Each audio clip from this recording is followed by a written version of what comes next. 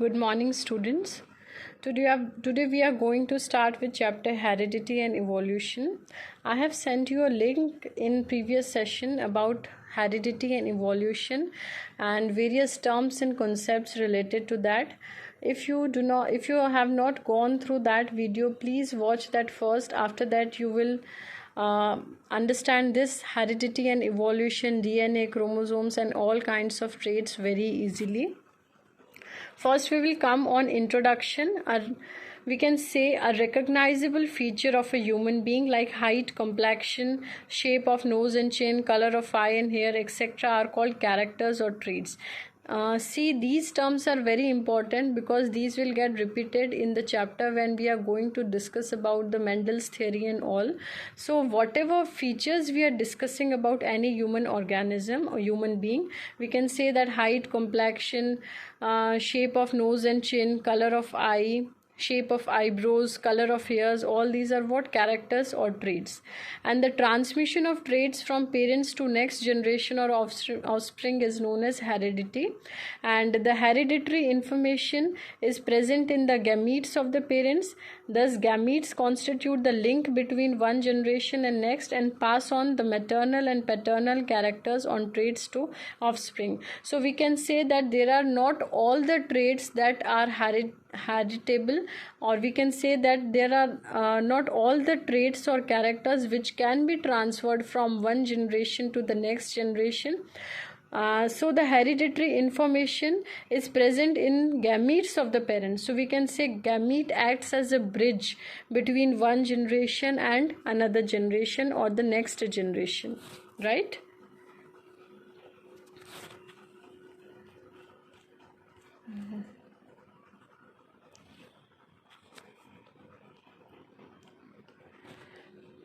And if I talk about variation, the differences between the characters or traits among the individuals of the same species are called variation. We can see that we all are human beings, right? But still our faces, our face structure, color of eye, color of hairs, and shape of nose or ears all are different. So these all are termed as variations, that despite of being from the same species, we all have different characteristics or traits. Now comes accumulation of variations during reproduction. We can say that when organisms reproduce, the offspring show minor variation due to inaccuracies in DNA copying. I told you when we read the chapter how do organisms reproduce that it is not all the DNA or it is not all the genes that are involved in the passing of hereditary information from one generation to next generation.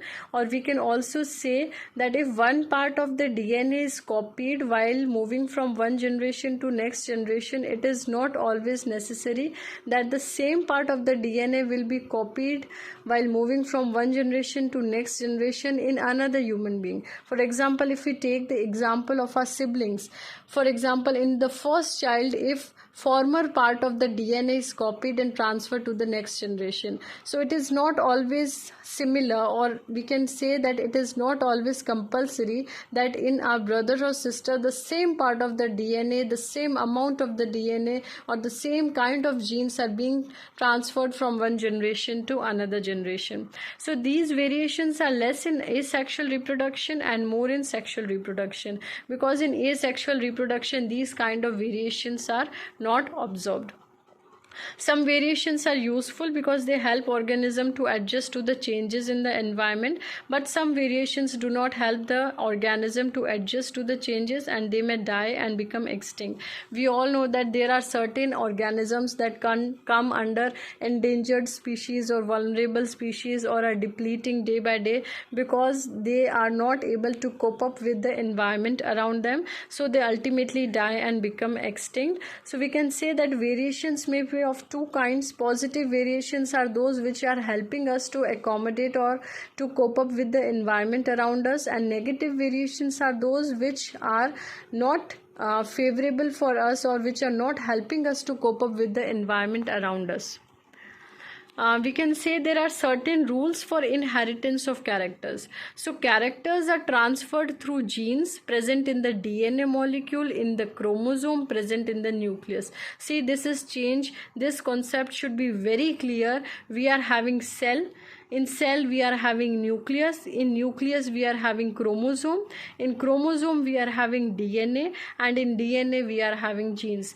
This change should be very clear, because when we are going to explain the answer, if we are a bit confused in it, then we are not going to explain our answer properly. Here we are seeing a diagram of chromosome. You can see X-shaped chromosome is present and yellow shaped spiral ring is present. This is DNA, and on this DNA very minute genes are present. Where is this chromosome present? This chromosome is present in the nucleus, and nucleus is present in the cell. So the inheritance of character is due to the fact that both the father and mother contributes equal amount of genetic material to the child. So for each trait there are two factors, one from the father and one from the mother. We sometimes say that ये हमारी ये आदत mummy पे गई है या हमारी ये आदत पापा पे गई है. So there are different genes that are controlling physical characteristics, or there are certain genes which are controlling traits in our parents. So those genes, if they are transferred to us, or if they are transferred to the next generation, and if they are expressing themselves in the next generation, then those physical characteristics are representative or are being expressed in us also. यानी कि वो जो physical characteristics which are present in our parents, अगर वही jeans हमारे अंदर transfer होता है, so we are automatically going to show these characteristics. So equal genetic material आता है हमारे पास में from father as well as from mother. Gregor John Mendel, or we can say G.J. Mendel, he is very well known for his experiments that were being conducted on these variations, and उसने जो famous material लिया, ये 1 marks question में this is often ask कि कौन सा plant जो है वो उसने सिलेक्ट किया for his experiments. It is known as garden pea and biological name is Pisum sativum, and determine the rules for the inheritance of traits, यानी कि ट्रेड्स किस तरह से ट्रांसफ़र होते हैं, characteristics, how these characteristics are transferred from one generation to the next generation. This is very beautiful diagram which is clearly demarcating how cell looks like, and in the cell we can see one more circle, nucleus. Nucleus में we are seeing chromosomes. Chromosome is made up of complex helical structures. This is known as DNA, and DNA is further embedded with the genes. You can draw this structure if question comes related to this. So we can see if we uncoil this coiled structure, we get DNA, and in DNA genes are present. Next comes the experiment of Mendel, and for this experiment what he took was Pisum sativum, that is garden pea. Mendel selected pea plants having one pair of character. उसने एक pair लिया character का, one tall pea plant and another short pea plant. और pure tall को, यानी कि toll जो plant था उसके कैरेक्टर्स को या ट्रेड्स को ही took it as double capital T, T, and pure short जो था उसको हमने लिया स्मॉल टी, ठीक है, उसको हमने क्रॉस पॉलिनेट किया. He obtained all tall plants in the first generation में, यानी कि उसने क्रॉस पॉलिनेट किया. He got the first generation and he termed the first generation as F1, और उसमें जो हमारे पास कैरेक्टर्स या ट्रेड्स है that is termed as capital T small T, because हमने क्रॉस किया है तो हाफ पार्ट आएगा टॉल से, हाफ पार्ट आएगा शॉर्ट से. एज वी आर सेइंग के some part we get from mother, some part we get from father, so equal genetic material आएगा. So when the first generation plants were self pollinated. अब ये जो first generation के 2 plants मैंने लिए, पहले मैंने क्या लिया था, capital T, small T, and what I got is capital T small t as the first generation. Then in the next generation I crossed capital T small t with another capital T small t. यानी कि जो मेरी first generation थी उनको आपस में मैंने self pollinate करवाया. Then what I got is that tall and dwarf plant in the ratio of 3:1. Now the question arises, मेरे पास तो सेकेंड स्टेप में दोनों टॉल प्लांट्स थे, कैपिटल टी स्मॉल टी वाले.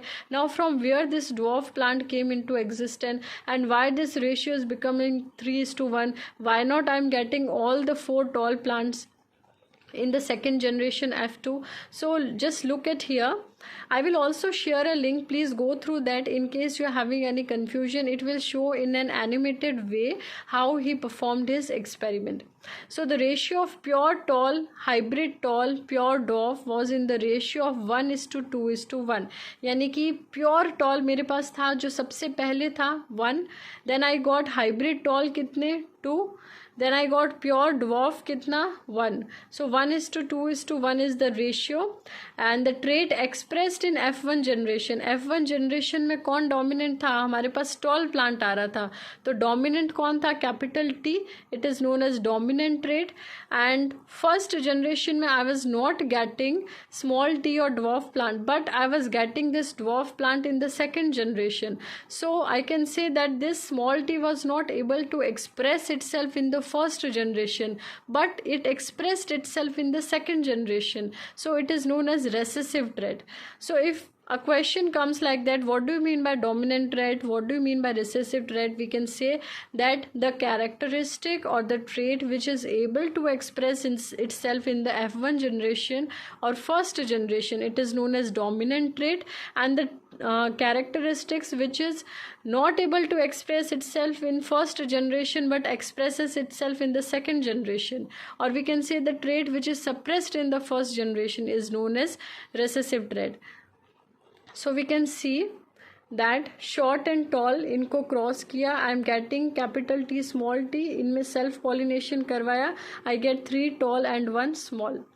एक और एग्जाम्पल लिया, आई took 2 flowers, 1 purple and 1 white. F1 generation में I got purple flower, but मैंने वापस self pollinate करवाया, तो जो character अपने आप को first generation में it was not able to express, it is expressing itself in the second generation. So we got ratio of 3:1. And another trait, if I take round and wrinkled, जैसे I took capital T and small t, I am taking RR and small rr, I will get the same result. So I can say that 3/4 are round and 1/4 is wrinkled, or the ratio is 3:1, one and the same thing. So this is one of the very important experiment. In this experiment he performed two type of traits crossing, or we can say that cross pollination was done on the basis of 2 types of characteristic. In this experiment we are saying that we are taking mono hybrid cross. Mono means one, hybrid means I am getting only one kind of hybrid. अगर मैं 2 characteristic एक साथ लेती हूँ, for example I am taking color as well as shape, यानी कि yellow मेरे पास 2 species है, एक है येलो एंड राउंड, दूसरी है ग्रीन एंड रिंकल्ड. ठीक है, इन दोनों को इफ़ आई क्रॉस तो मेरे पास what will be the observation. This dihybrid cross experiment we will take into the next session. So this was all for today. I will suggest that whatever we have read till now, please read the same from your textbook so that to have a better understanding of the concepts that we have gone through till now. Thank you so much.